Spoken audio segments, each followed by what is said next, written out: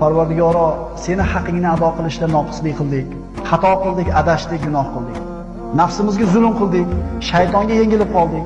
Havoi nafsimiz bizni yengib yomonlikka buyurdi. Ey Robbim, karaming kengligi, halimliging, rahmating ulug'ligi va saxovatingning buyukligiga suyanamiz. Huzuringga tavba qilgan, nadomat qilgan, istig'for etgan holda keldik. Parvardigor, bizlarni afv qil, kechir. Sendan o'zga Robbimiz yo'q. Agar bir bandaning qalblari iztirobga tushgan bo'lsa, qalbi sinib ketgan bo'lsa, ruhi tushib ketgan bo'lsa, tushkunlikka tushib qolgan bo'lsa, bu banda albatta istig'for lozim tutsin.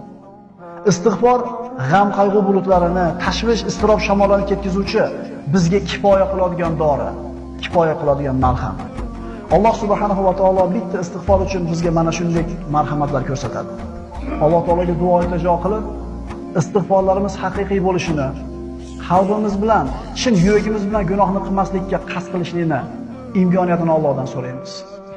Badan sog'ligi, jasad quvvati, musibat vahimalardan omon bo'lish, aql rohati, ko'ngil kengligi, kasalliklar, qalb xotirjamligi, dunyo matosi, musibatlardan daf bo'lishi, baxtsiz hodisadan omon bo'lish, mashaqqat fitnalardan omon bo'lish, yomg'ir, ekinzor, solih farzand, moli dunyo, keng rizq, xatolarning o'chirishi, hasanotlarning ziyoda bo'lishi, Allohning diydorini ko'rishlik istig'forga bog'liq bo'ladi.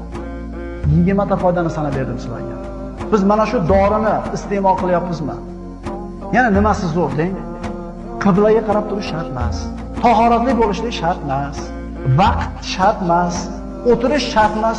Xohlagan holatingizda istig'for etishlik sizdan hech narsa talab qilmaydi. Bu shunaqa ulug' ibodat.